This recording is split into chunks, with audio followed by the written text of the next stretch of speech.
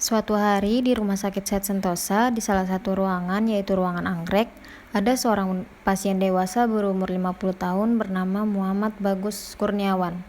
Sudah 2 hari dia dirawat di rumah sakit tersebut. Sebelumnya, pasien mengeluh anggota gerak bagian kanan tidak bisa digerakkan. Lalu, pasien tidak mampu melakukan kebutuhan sehari-harinya. Selama 2 hari ini, beliau ditemani oleh istri dan anaknya. Perawat satu pun masuk ke ruangan anggrek. Permisi, Assalamualaikum Ibu, Bapak. Waalaikumsalam, Sus. Selamat pagi, saya Suster Ineke. Pada pagi hari ini, saya berdinas di ruangan ini dari pukul 7 pagi sampai 2 siang nanti. Jika Bapak dan Ibu nanti membutuhkan sesuatu, bisa menghubungi saya dan teman saya. Iya, Sus. Kalau boleh saya tahu, nama lengkap Bapak siapa? Nama saya Muhammad Bagus Kurniawan, Sus. Oke, Bapak umurnya berapa ya? Umur saya 50 tahun, Sus. Bisakah Bapak menyebutkan tanggal lahir Bapak? Jakarta, 22 Mei 1970, Sus. Bapak ditemani sama siapa di sini? Dengan istri dan ibu saya. Tapi sekarang lagi keluar cari makan. Bapak sekarang tinggal di mana? Saya tinggal di Peterongan, Jombang, Sus. Oh, lalu Bapak sekarang kerja di mana? Di PT Sejahtera, Sus. Oh, begitu. Lalu hari ini Bapak bagaimana keadaannya? Sama kayak kemarin, Sus. Kepala saya sakit banget, terasa mual, dan ingin muntah terus. Kadang suka kejang-kejang. Mohon maaf, Pak. Berhubung hasil ronsennya belum keluar, jadi saya tidak bisa menjelaskannya kepada Bapak. Nanti akan ada dokter yang akan menjelaskannya dan juga ditemani oleh perawat lainnya ya, Pak. Baik, Sus. Baik, Pak. Sekarang Bapak istirahat ya. Saya keluar dulu. Permisi. Assalamualaikum. Dokter masuk ke ruangan ditemani oleh perawat 2. Selamat siang, Bapak. Hari ini hasil rongsennya sudah keluar ya, Pak? Siang, Dok. Bagaimana hasilnya, Dok? Dari hasil pemeriksaan penunjang dinyatakan kalau Bapak menderita stroke hemoragik. Lalu, bagaimana ya dok sebaiknya? Saya akan konsultasikan ke bagian rehabilitasi medik. Nanti Bapak akan menjalankan program terapinya di sana ya, Pak. Agar anggota ekstremitas kanan Bapak bisa digerakkan kembali. Sekarang Bapak istirahat aja ya. Nanti kalau ada apa-apa bisa hubungi perawat Devi. Saya akan memberikan beberapa resep obat ke beliau dan beliau akan mengambilnya di bagian farmasi RS ini ya, Pak. Baik, Dok. Terima kasih. Sama-sama Bapak, saya izin pamit dulu ya. Kalau begitu, saya izin ke bagian farmasi dan juga ke bagian gizi dulu ya Pak, untuk menaruh catatan nutrisi Bapak dan juga menaruh resep obat untuk Bapak. Sekalian di sana saya akan mengambil obat Bapak dan juga makan siang untuk Bapak. Oke, Sus. Terima kasih.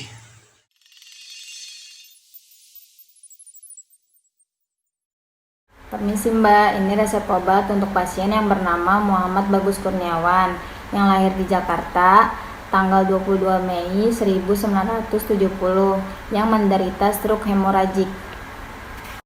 Baik, Sus. Obatnya akan segera kami siapkan. Tunggu sebentar ya.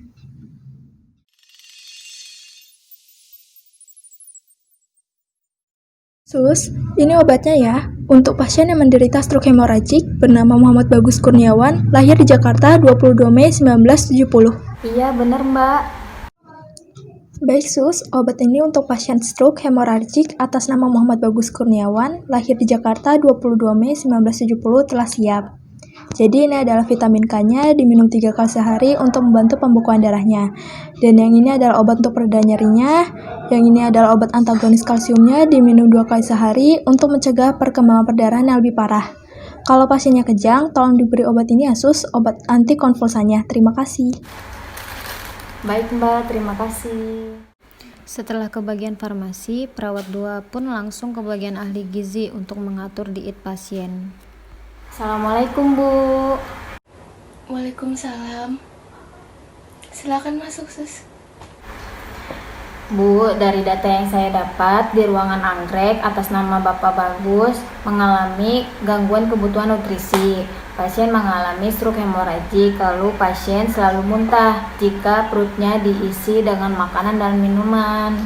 Gangguan kebutuhan nutrisi untuk pasien stroke hemoragik ya. Berarti pemberian nutrisi dimulai dari 16 kakal per kgbb dalam bentuk formula DM yang diberikan secara pereteral atau nasogastrik. Selanjutnya, pemberian nutrisi ditingkatkan bertahap 10% sampai 20% sampai dengan perbaikan klinis dan toleransi pasiennya ya sus. Nanti untuk makanan dan minuman pasien akan saya atur sesuai kebutuhan nutrisinya. Suster tinggal ambil aja di ruangan konsumsi sesuai data pasiennya. Oh begitu, baik Bu, terima kasih. Ya, sama-sama sus.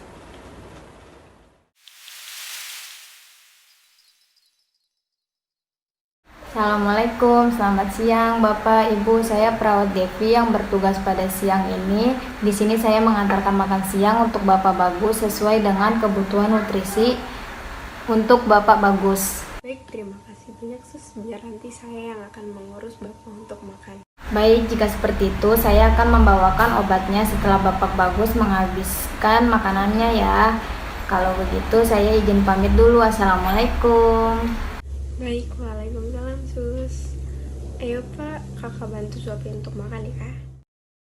Tak lama kemudian sang istri dari Pak Bagus pun masuk ke ruangan.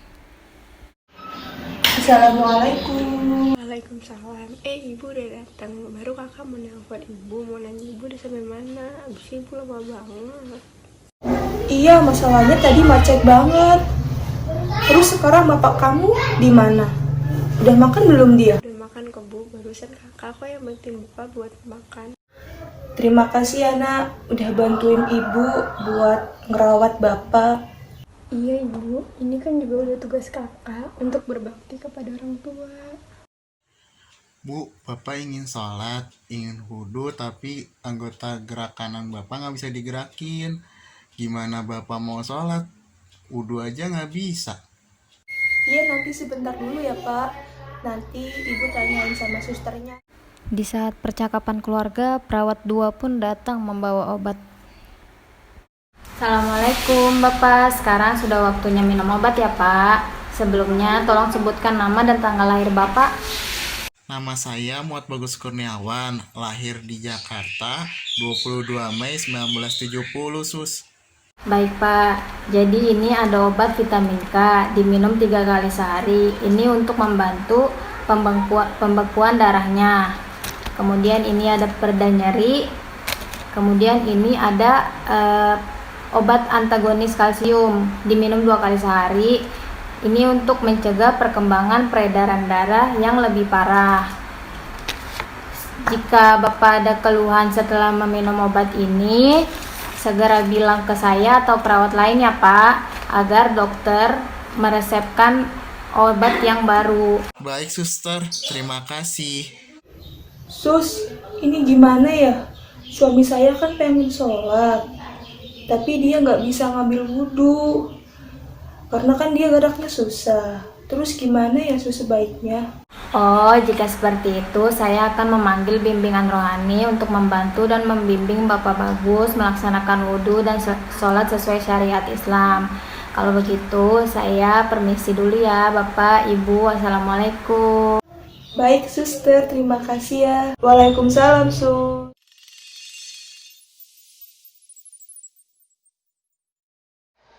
Assalamualaikum, selamat siang Bapak, Ibu. Waalaikumsalam sus. Bapak, Ibu, perkenalkan nama saya Wulan.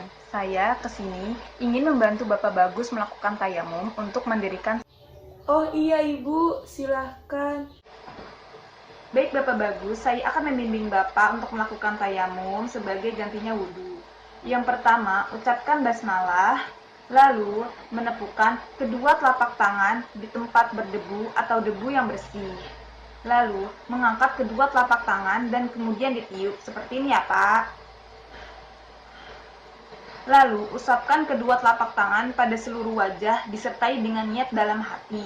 Niatnya yaitu nawaitu tayammuma li istibahati sholati fardhu lillahi ta'ala. Sambil usapkan ke bagian wajah ya Pak, seperti ini. Lalu, mengusap telapak tangan dari ujung jari hingga bagian siku.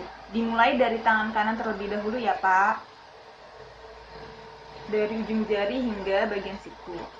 Kemudian dengan tangan kiri sama dari ujung jari hingga bagian siku. Seperti ini. Setelah itu, membaca doa setelah tayamum.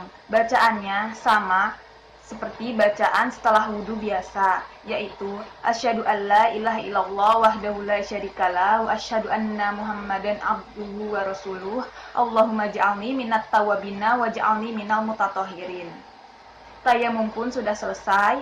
Sekarang Bapak bisa langsung mempraktikkan. Lalu untuk sholatnya gimana ya Bu? Apakah Bapak bisa melakukan sholat sambil? Bisa Bu, tapi kaki nggak bisa ditekuk. Baik, Bapak bisa melakukan sholat dengan duduk selonjoran. Sebenarnya, tata caranya dan bacaannya sama seperti sholat jika dilakukan dengan berdiri. Yang membedakannya hanyalah dilakukan pada posisi duduk.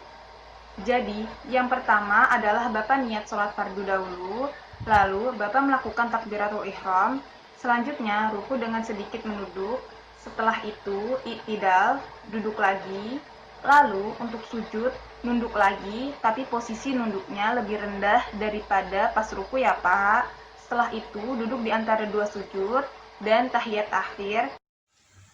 Oh begitu ya Bu. Terima kasih ya Bu atas ilmunya.